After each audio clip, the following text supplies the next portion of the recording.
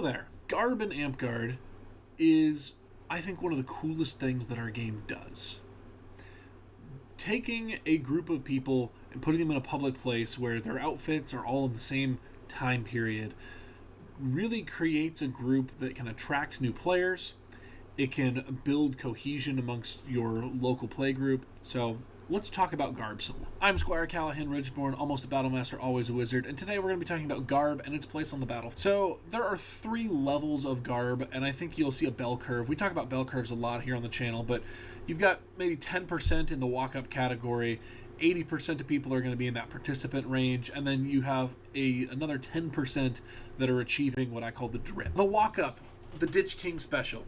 The walk-up is somebody who's wearing clothes that are indistinguishable from mundane clothes, right? Either they're fairly new or they just don't care. They're wearing street clothes coming to play Amtgard. I personally think that this is okay for your first year. I'd prefer you after 6 months to start investing in a little bit of Garb. If you're going to be a long-term member of the park, it would be good for you to have Garb. It is a base level of commitment that I expect from people. Once you hit that year point, I'm going to be kind of grumpy with you if you're not in Garb at park. I can't make you do it, but I will judge you silently for it. Gym shorts or comfy pants and an athletic top is fine when you're starting out, or if you're just doing ditching all day, or if you're at fighter practice. But when you're doing class battle gaming, it's important to look like you belong on that field. 80% of our players are participants, right? You're wearing a tunic like I am, maybe some Garb pants. This is a very entry-level, very approachable amount of Garb to get. It won't cost you a fortune. It is going to last you a good long time if you buy quality materials. And you don't have to make it yourself, right? You can just buy off the rack. You can find a local artist and ask them to help you. There are lots of Garbers out there. Getting Garb pants and a tunic makes you look like you belong on the field with us and you're not just some walk-up person, right? So I'd say 80% of players hit this participant level. Now, the top 10%, these are people that have the drip, right? These are people that really go all out. They have maybe multiple sets of Garb for when they're playing different classes. They're wearing court Garb. This is where I someday aspire to be, where I have complete outfits that actually look like they make sense. And I probably just need to find some sort of fashion consultant because I'm not pulling it off on my own. But there are a number of things that really help set the drip apart, right? There are layers to your Garb. Your Garb makes sense. And we'll talk about this in just a little bit, where your outfit isn't one piece, right? If you look at cosplay forums, the number one thing they say is this a costume or is this an outfit? If it's an outfit, it's going to look more natural and it's going to be more sensical to the viewer. And if it's a costume, people are going to be able to tell it's a costume. Another really nice thing that you can have is a really cool belt. I have 2 different belts that I'll wear for court. I have my Squire belt and my S belt. And having multiple belts can be cool. Having one belt can be cool. It just depends on what you want to do. Belt pouches are fantastic. Not only are they handy for basically pockets, because most outfits don't have pockets in reasonable places like modern clothes do. So having some belt pouches will allow you to stash your phone, your wallet, your keys, things like that away in those pockets so that they're not out at court. And they can also help rep, your fighting company or events you've been to that were cool. Belt pouches are easy to distribute and they can be really cool. And then, the big thing for people with the drip is they disguise their mundane materials. I've seen people who have padding built into their armor that is modern, like motorcycle pads or knee pads, and you can't even tell that they're there because they've disguised the mundane materials with their Garb. So when you're ready to start garbing up, there are a couple of things that you're going to want to do, and these layers will build on themselves, right? So the first thing you want to consider when you're starting to work on your Garb is, what are the mundane items I have to have with me, right? You're going to have glasses if you wear glasses. There's not really a good way to get around that. You can wear contacts if you like contacts. Personally, I can't wear contacts, so I have to wear my glasses.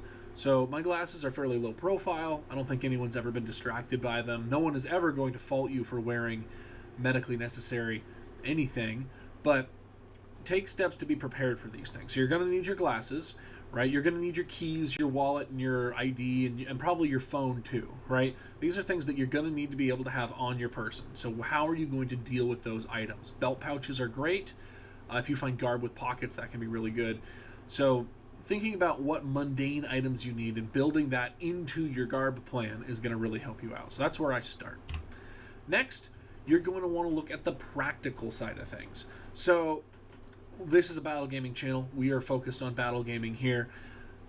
The practical things that I'm going to be considering is, what do I need to be successful in a battle game?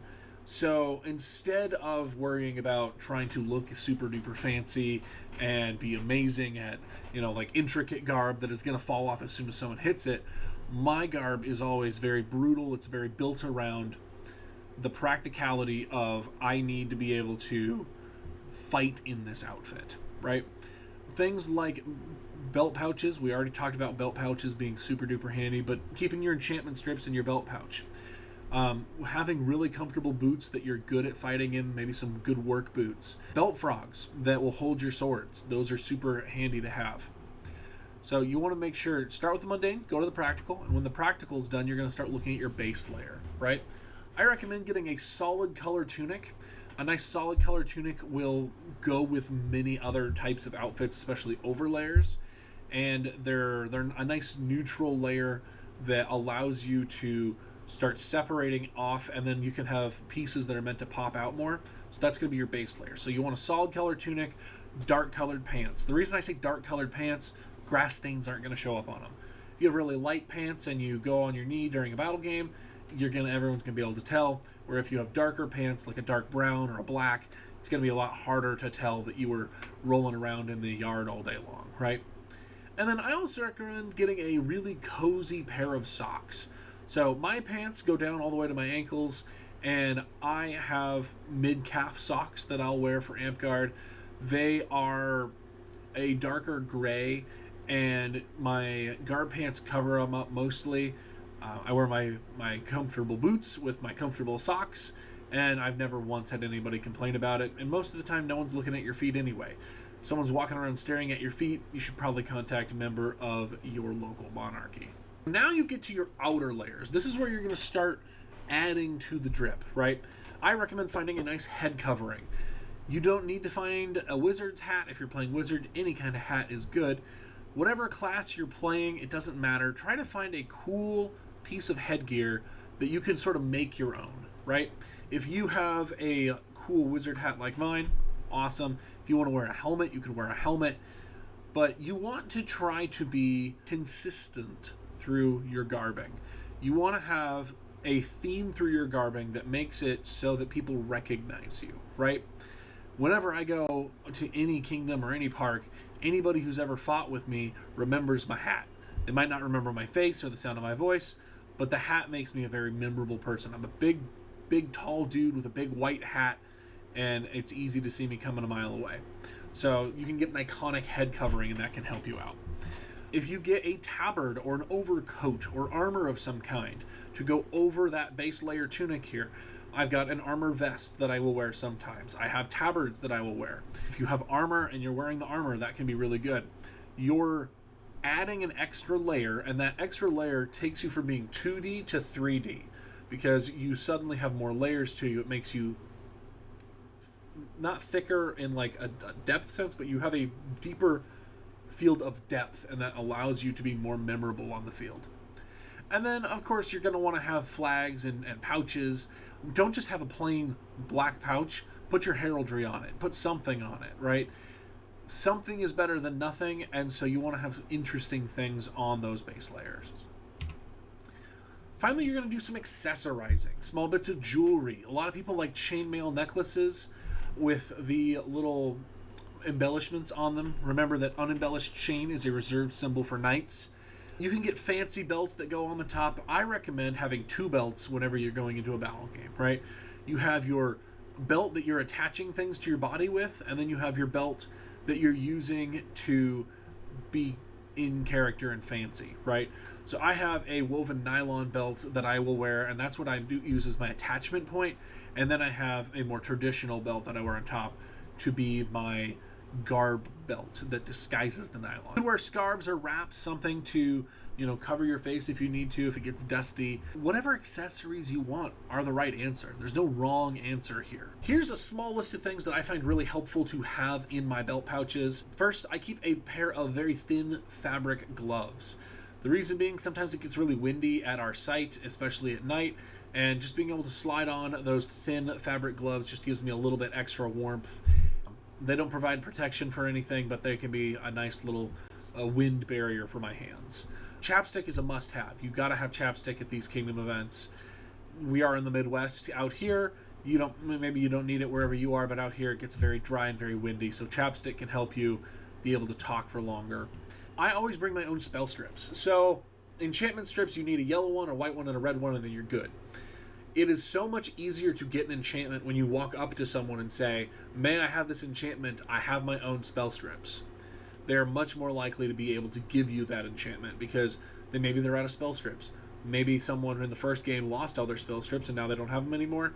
Having your own means you don't have to track them down after and return them, so it's a really nice thing. I carry a small med kit with me. It's just got some band-aids and some Neosporin in it. Not anything to triage a serious wound, but if I fall on a rock and I cut my hand, I can slap a band-aid on and keep going. I don't have to stop. And then finally, I keep a rain poncho. If the weather says that it might rain at all, I'll throw a rain poncho in my belt pouch. I get the ones on Amazon that compress down to this big, and it's just basically a plastic sheet. Most of the time you won't need it, but when it starts raining and you don't want to get super wet, you throw it on there and you'll thank me for it later. That's a little trick I picked up from my knight Sir Manama.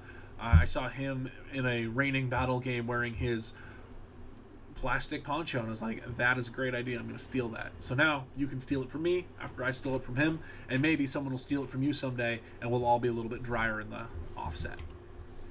So yeah, this has been the basics of garbing. Just start your garb journey wherever you can, and it is always a better plan to buy quality garb, even if you have to save up for it a little bit, rather than buying the cheapest garb possible. The cheap garb is going to tear and be ruined really fast. Good garb is going to last you a lot longer. All right? So be sure to tune in next time. We're going to be going over some of the fighting basics here, and I'm excited for that video. I will see you in the next one. Thank you for watching, and don't forget to subscribe for more battle gaming content.